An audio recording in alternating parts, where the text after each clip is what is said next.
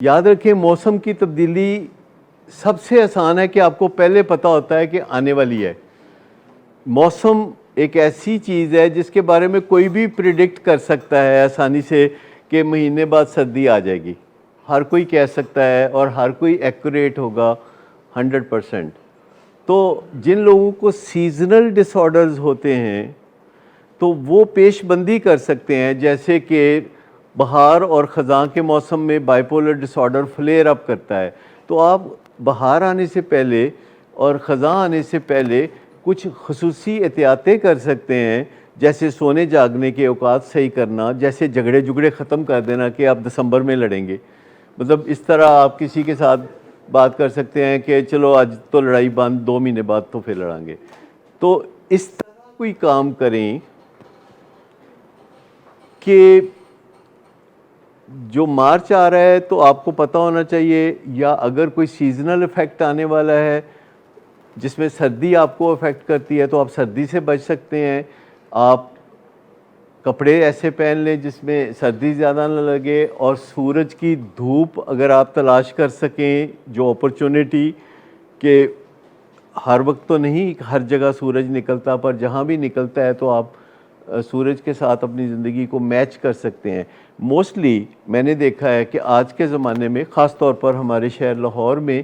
کوئی سورج کے ساتھ اپنی زندگی کو میچ نہیں کرتا۔ 12 بجے لوگ سو کے اٹھتے ہیں، رات کو 3 بجے وہ سوتے ہیں، اور کئی لوگ ایسے ہیں جو کبھی زندگی میں انہوں نے سورج طلوع ہوتے نہیں دیکھا ہوتا۔ بیالوجی جس کے اوپر موسم کا بھی اثر ہوتا ہے۔ آپ دیکھیں کہ مری میں اگر آپ جائیں سردیوں کے دنوں میں اور آپ کسی ریسٹورنٹ میں جائیں تو ویٹرز کے موڈ خراب ہوتے ہیں، کیونکہ سردی کا موسم انہیں تکلیف دیتا ہے، ان کے سورج نہیں نکلتا، ان کے جسم میں خوشی کے کیمیکل نہیں پیدا ہوتے۔ اور دنیا میں ڈنمارک ایک بہت زبردست امیر ملک ہے، سوشل ملک ہے۔ وہاں کسی کو یہ فکر نہیں کہ اس کے بڑھاپے میں کیا بنے گا، یا اس کا کچن کیسے چلے گا،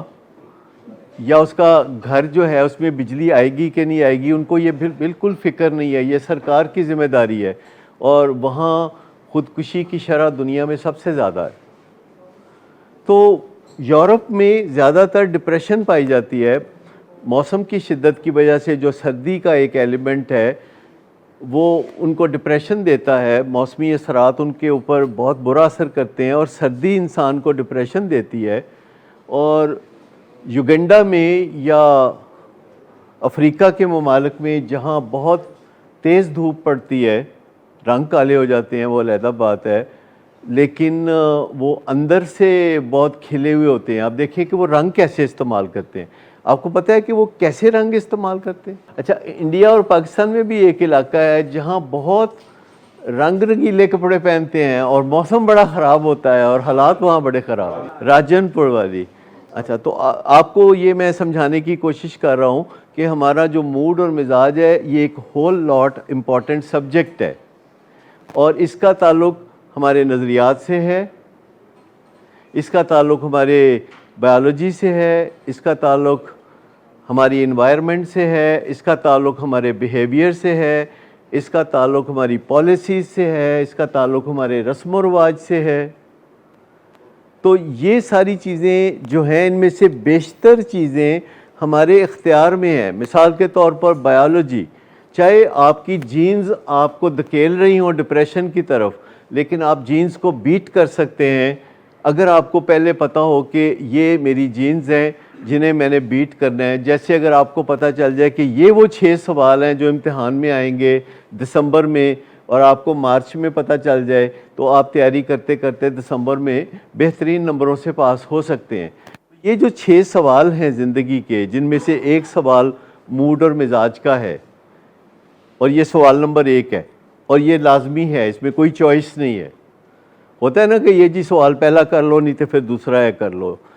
بیچ میں اور ہوتا ہے۔ تو ایک ہوتا ہے کہ نہیں یہ پکا سوال ہے، اے نہیں کرو گے تو نمبر جان گے۔ تو جو موڈ ہے اور جو مزاج ہے، یہ ایک پکا سوال ہے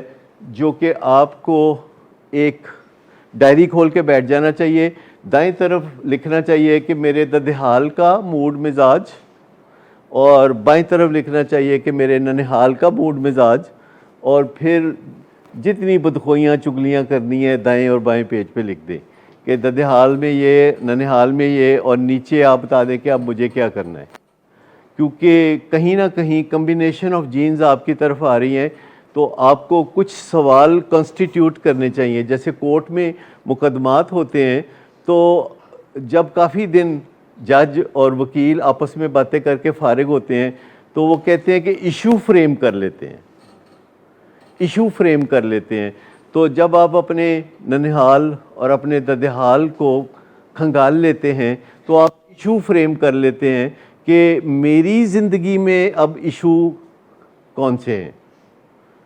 میرے فائنینشیل ایشوز کیا ہونے والے ہیں، میرا موڈ اور مزاج کیا ہونے والا ہے،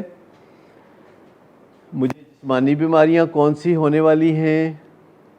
میری عمر کتنی ہوگی، ایک رف آئیڈیا،